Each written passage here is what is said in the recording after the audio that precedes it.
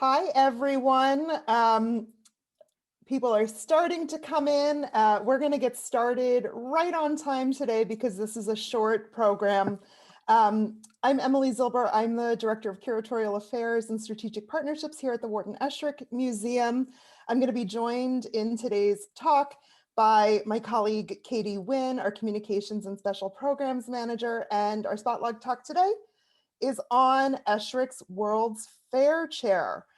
So again, these talks, we do them monthly. They're short, focused presentations. We'll have some time for questions afterwards. Before we get started, I just want to give you some information about upcoming virtual programs that I hope you'll join us for. On March 11th, we're going to be speaking with the scholar Holly Gore, who has done research on and writing on Wharton Esherick and is currently working on some really interesting research about woodworking, labor, modernism at mid-century that includes folks like Nakashima, Noguchi, and Molly Gregory. And then on March 26th, we'll be having our spotlight talk for next month on Esherick's printing press, and that'll coincide with the opening of our virtual imprint exhibition. So all of that information's on the website. Without further ado, I'm going to hand it over to Katie, who's going to take you through the first part of the program today, and I will see you on the other side. Hi. Welcome everybody. As Emily said, my name is Katie and I'm the Communications and Special Programs Manager at the museum. So I'm going to get started by talking a little bit about,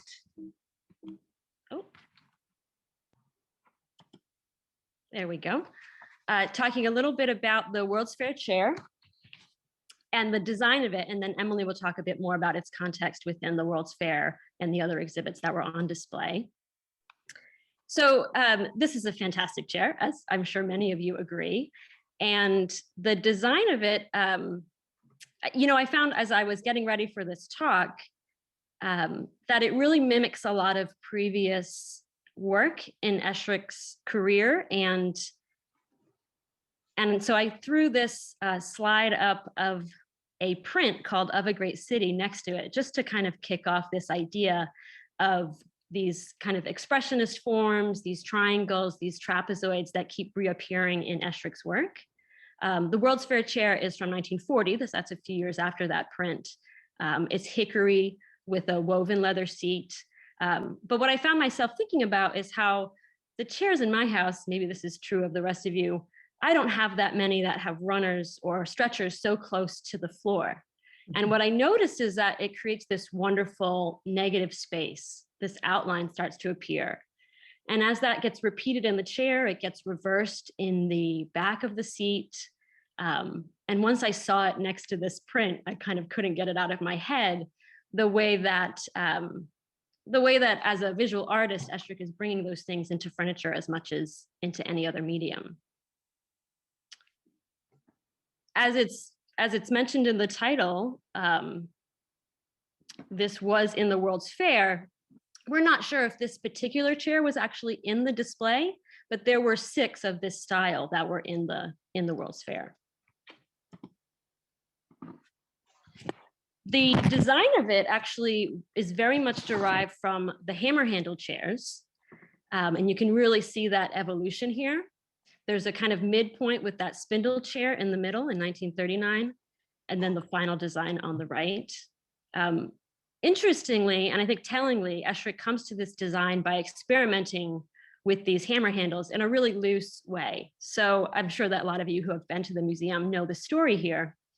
But Esherick bought 2 barrels of hammer handles at auction and then designed chairs from those pieces. And so he's sort of starting with the parts and working backwards to get to the design. And I think it really opened up some opportunities for him to experiment there. He actually made a lot of different versions of the hammer handle chair, I think 4 different styles from those handles. And I'll show a slide of that in the next slide. But you can see here, it's sort of a rough, it's a little more rudimentary because he's working with the hammer handles on the left. And then in the next piece, in 1939, the spindle chair, since he's not working with those found objects, he's able to kind of finesse it. It's a little sleek, it's a little more rigid. What happened though, is that it became a little more uncomfortable. Esherick had three rules for a chair. It had to look good, it had to be comfortable, and he said you had to be able to lean back in it, because who doesn't want to do that when they're sitting? So what he found is that the straight kind of rungs that he used for the back of this chair weren't nearly as comfortable as previous styles, and you can see where he changed that for the final World's Fair chair.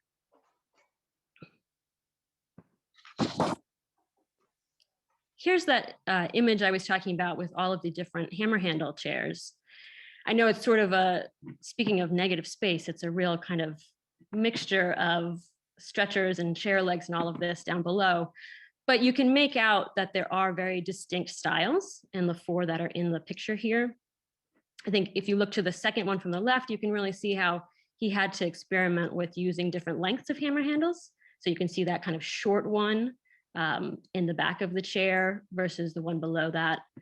And then if you look on the chair on the far right, you can see where there's kind of multiple stretchers at different angles. So I think it's just a really telling part of the experiment that he had to it kind of opened up some options for him because he was working backwards in that way.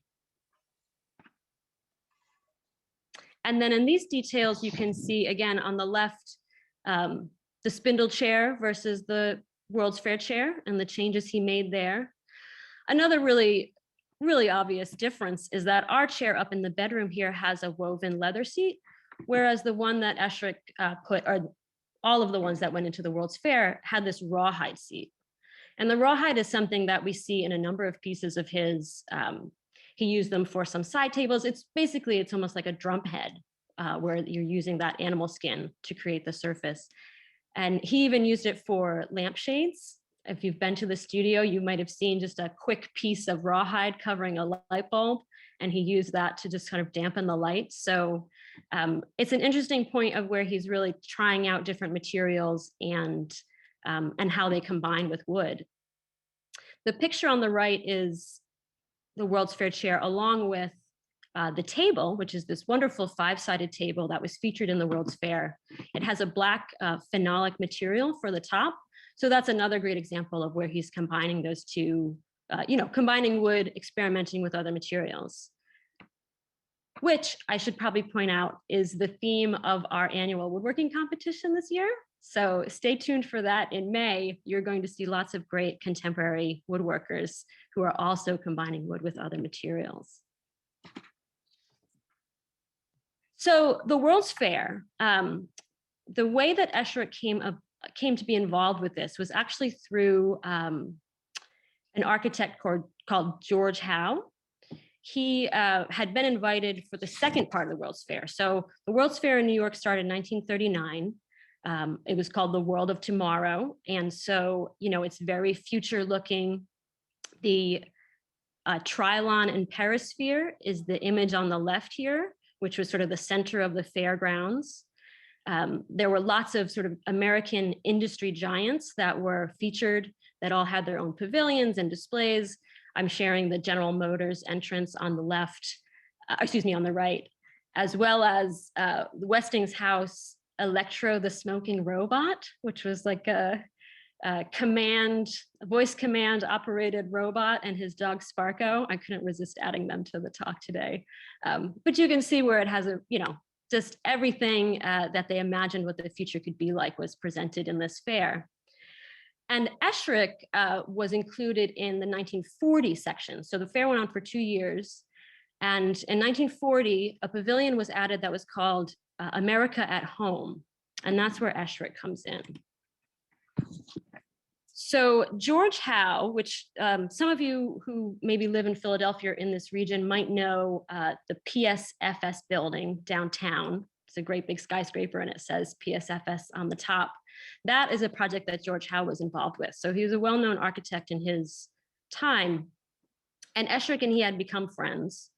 So when the fair decided to put on this America at Home exhibit, they invited 16 artists our architects. One of them was George Howe, and George Howe then extended that invitation to Esherick. And he wrote this wonderful piece about Esherick for the proposal. He said, "The peculiar quality of the sculptor's products come from the fact that he actually lives on a Pennsylvania hillside among the trees, oak, hickory, walnut, and cherry, which he cuts down, seasons in his lumber yard, and tools with his own hands. Every form is a result of his personal sense of the direction of the grain and natural color value of the wood. And every surface is determined by his feeling for the infinite variety of the sense of touch." And I thought, oh, what a good salesman he is for Esherick's unique work. So you're seeing on the screen here the Pennsylvania Hill Houses, which is what they called their exhibit. The left gives you a color image and a sense of that texture and those colors that Esherick was achieving. And on the right, I think you can see with a little more clarity what some of the other spaces in the room were. You can see, of course, those chairs and the table on display. And if you're familiar with the studio, you're probably noticing that a number of other pieces that are here at the studio were part of this exhibit. So it was really almost like an extension of his home brought to the World's Fair. Of course, the spiral staircase is on display. It's sort of the centerpiece of the show. And then the curving sofa, which is up in the bedroom now, as well as that upholstered chair you're seeing in the bottom left of the photos. Those are both at the studio now. The staircase, just as an enjoyable side note, we do have the price list for the World's Fair, and the staircase was for sale for $900. So I can't believe nobody bought it, right? And then in this side, which is the last one I'll do before I hand things over to Emily, I just thought this is fantastic. This is from our archives, and what you're seeing is Esherick's room featured alongside a couple of others from the at-home exhibit. And I just find it really striking how different his room appears. I mean, this might be in part thanks to the photographer and the angle they chose to shoot this at. But when I look at the other two, they seem so, while beautifully designed, they're very much rectilinear. Things are parallel to the wall. There's kind of new materials, but we understand the space very easily. Whereas Esherick's is really, I think, just so much more sculptural, so much more dynamic and theatrical. You feel like you might have to kind of duck under something or move through the space in a way that you'd have to be very present to do that. So with that, I'll turn it over to Emily. I just think that was a really telling photograph there. Thanks, Katie. So I want to chime in here to give a little bit of context for the other ideas about home and modernity that were explored close to American Home, where Esherick's space was featured in the World's Fair. And so on the image on the left, you can see the green box is around where America at Home is on the map. The blue box is the other section of the fair that I'm going to be talking about. The fair was broken into 7 zones, and there was a community interest zone, which imagined how everyday life might look in the coming decades. Some of this focused on the sort of domestic sphere. There were sites like the Home Building Center, the Home Furnishing Center, the Town of Tomorrow, and the Electrified Farm, and then also exhibits dedicated to medicine and public health, science, education, and the Temple of Religion. And so the Town of Tomorrow is probably the sort of closest analog, but we're going to talk about a couple things. I think in the image on the left, you can see that the Town of Tomorrow essentially looks like a suburban cul-de-sac. And so it was a space that folks could walk through. These were full-scale houses, sites, spaces that people could go into and really become immersed in an exhibition. So Katie, can we have the next slide? I'm showing here sort of this great image of the electrified farm that was part of the community interest pavilion. This was intended to show how electricity contributes to, in the words of the organizers, better living and increased profits. And so in 1939, when this was built, electrifying not just the farm, but also the farmhouse was seen as a vital rethinking of domestic modernity for millions of Americans. Of course, you know, the sort of decline in American farming and Americans making their living as farmers happened starting in the 1940s. So this is a sort of proposal for how to take the farm into the next space, including the farmhouse, which you can see sort of in the center of this image. Katie, can you go to the next one? So probably most closely related, as I mentioned, was the Town of Tomorrow. It featured 18 homes, each organized around a theme that touched on modernity in ways that were both sort of deep and surface level. I'm showing here 3 of the sort of pamphlets for 3 of the different spaces. On the left is the electric home, which touted, and I'm quoting here, electric servants who have taken over the tasks and time-consuming domestic drudgery of the old order, and an entertaining and amusing magic kitchen that moves, talks, and tells a timely story. Seems pretty interesting and appealing and very different from the Hill House. In the center is the pamphlet for the Kelvin home, which, you know, doesn't seem so modern on the outside. It's a sort of classic New England home, but it's completely cooled by the Nash Kelvinator Corporation. And so that's the sort of look to modernity there. On the right, this might be interesting for visitors to the Esherick studio, the Celotex home. So Esherick used Celotex in building his studio up in the ceiling of the bedroom. This home used Celotex in its installation, interior finishes, and exterior walls, and a display of efficiency. We can link to all of the pamphlets for these are available pretty accessibly online, and they're pretty fun to take a look at. Katie, can you go to the next one? The 2 most modern houses in terms of design in the Town of Tomorrow were the House of Glass and the House of Vistas. The House of Glass is on the left. The House of Vistas is on the right.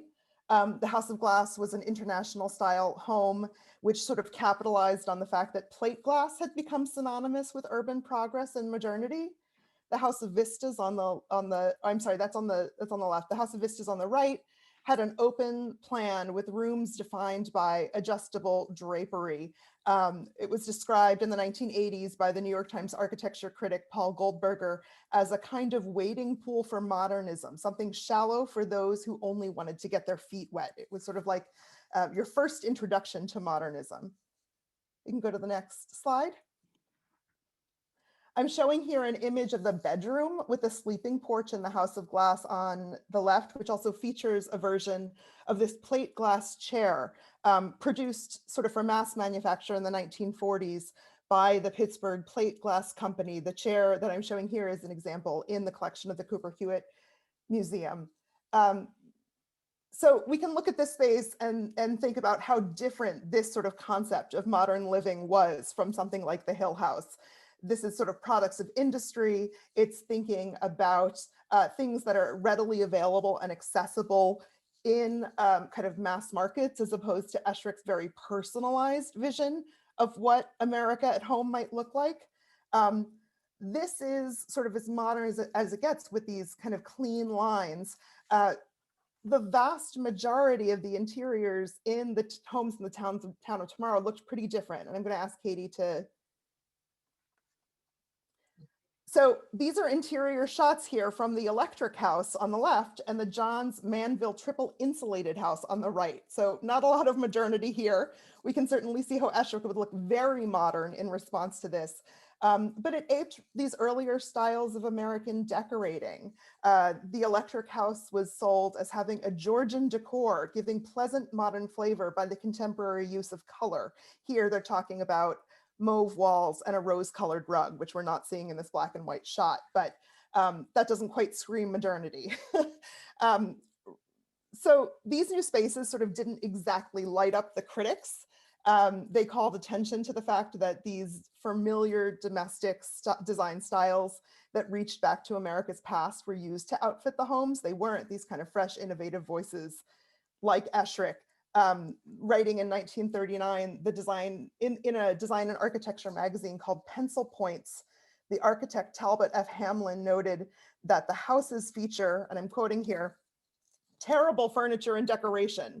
Not one of those which I saw showed any but the vaguest sense of that quality of repose and quiet comfort which comes from the fitness of the means to the end, Everything seems to have been done in the most complicated, most stunty, most vulgarly ostentatious manner, and this goes for the houses which were theoretically modern as much as for those in the styles. So when you think about this being sort of the first year of the fair, adding Esherick space in 1940 must have seemed like a huge breath of fresh air. And I'm gonna pass it over to Katie to close things out.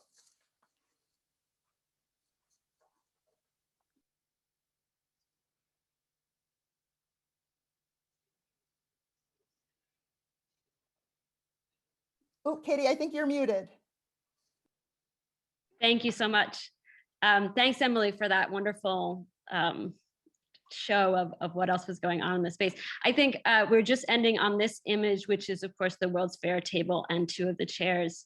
I think it's a beautiful kind of, because it's in this high contrast space, a wonderful way to appreciate how modern his forms were while still being so close to the handmade and such things that were so close to his heart. With that, I think we'll open it up to questions. I'm going to stop sharing my screen. And I think if anybody had any questions that they wanted to share, you could put them in the chat, but if you want to just unmute yourself and chime in, that's great.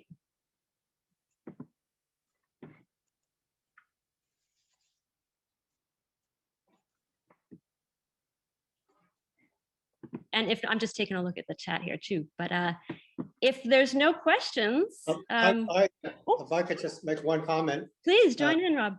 Referring to Bob Bascom, when he pointed out to me the first time I saw the stairs, told me about the World's Fair room, Bob's take on it was, he said, remember that this show took place in 1940, and Esherick was getting virtually this international audience now, which should have really jump-started his career, if you will. But he said, don't forget, a year later, we were in the war.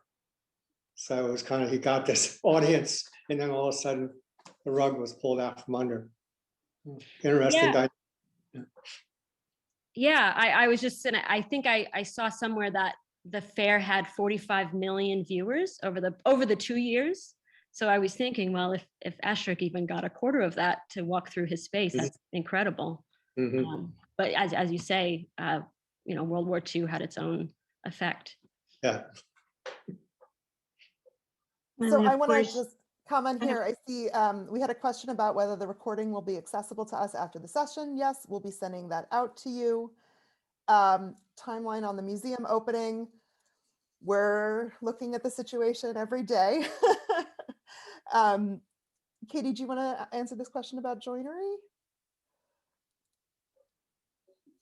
Sure, let me take a look here. It appears that the joinery was different between three chairbacks. What joinery was used and was it different in other parts? So I'm not a chair maker. I should start by saying that.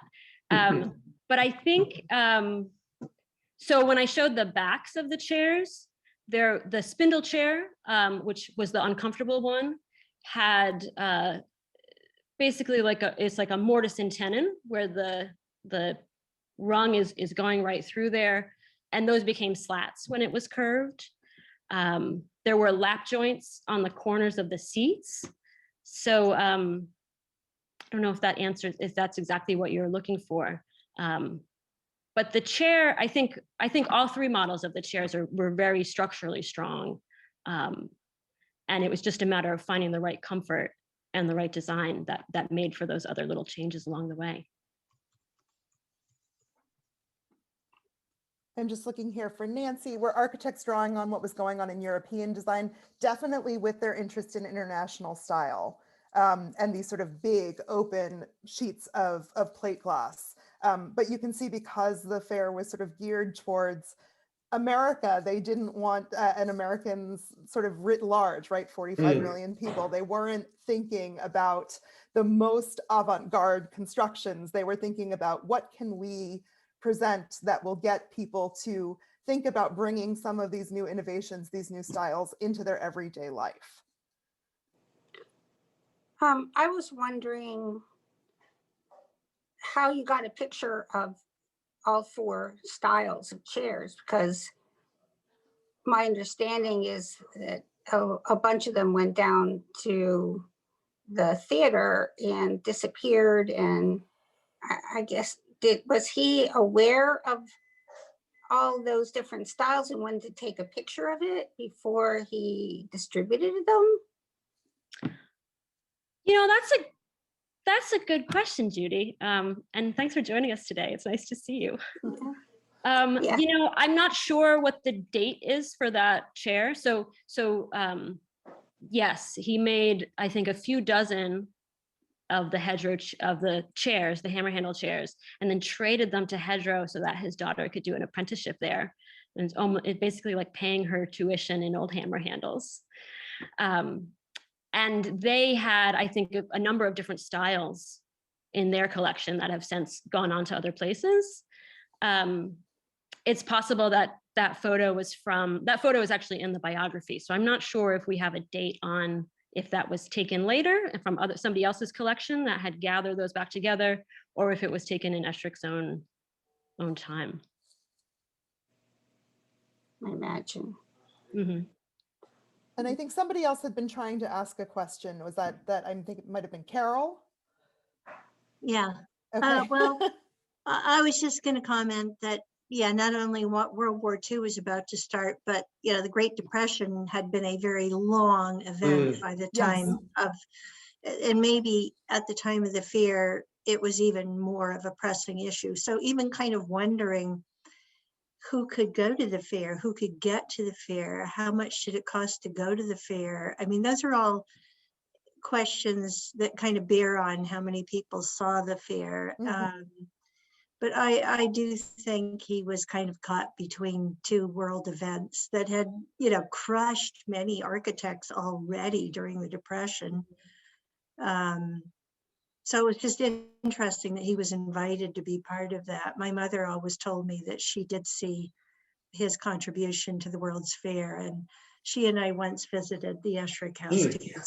Oh, that's fabulous. Yeah. Yeah, my mother went to that fair.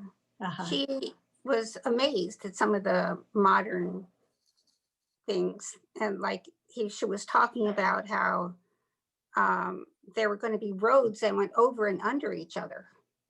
So, yeah, that happened. There are things that were introduced at the fair that are you know, we think of as sort of just a part of our everyday cultural. I know the viewfinder, the sort of toy, that was introduced at the World's Fair in 1939. So some of these sort of iconic things that were geared at Americans writ large. Okay, so I'm looking at the questions here. We have time, I think, for one or two more. Small detail, I was struck by the World's Fair table and chair, and that the chair must be lifted to pull out from under the table. Did Eschric have a comment on that? I don't know if he did specifically, Katie. Do you know that? No, I mean, it is an interesting approach that, you know, the front of the chair kind of get locked into that shape that runs along the bottom. I do remember when we were working with PAFA a year or so ago, and they were trying to pair a hammer handle chair with the table that they had wood along the bottom. It was a real game to figure out which one could fit under and not, you know, not have the two things so close to the ground bump into each other. So if I could share a story about the World's Fair table, we had that on display up in Eschric's bedroom at one time several years ago, and we couldn't bring it up the stairway because it's virtually a big box with those connectors on the base. So it's not like you can wiggle legs around to get it through doors or whatever. So you got this big, huge box, so to speak. We had to get it into the window of his bedroom. If anybody's familiar with the studio that overlooks where his woodshed is. We actually stood on top of a furniture maker brought his truck up, and he and I stood on top of his truck and lifted it up to Bob to get it into the window. But it wouldn't fit in. It started to get caught, and we certainly didn't want to scratch that table. So we were literally tripping away stone from the window edge to make room for it. and we put paper over top of the top so it wouldn't get scratched. And I very much remember as I was going through, we could hear it going against the window, just going shh as it came through the window. I mean, we had like about a millionth of an inch of space to get it into that space to come up into the bedroom. So it was kind of a fun experience. Was that So you it- and Ray, Rob? What's that? Was that Ray that was doing that with you? No, it's a young man, I can't think of his name now. Rodney Stockman was a Okay. furniture maker out of Philadelphia. This is maybe 15, 20 years ago. Gotcha. He was kind of a go-to guy for projects like this. You know. Well, so we still have a lot of questions, and Katie and I will try to answer them or provide resources in the follow-up email that we'll send for this event. We'll also link to a blog post on Esherick at the World Fair that's on our website. The fact that there are so many interesting questions here means that there's certainly a lot of interest. So maybe we'll think about something we can else. I'll give you $1,000 for the stairs. Yeah, I think the price has gone up a little bit in the last couple of years. All right, Rob. I tried. But we're so pleased that you joined us all today for this Spotlight Talk. We hope that you'll come back for our conversation with Holly Gore and then for our next Spotlight Talk on the printing press. And if you haven't had a chance to say hello, to ask a question, feel free to unmute and say hi, or actually say bye, and give us a wave as we close out the event today. Thank you Well guys so done. much for being here. Well done.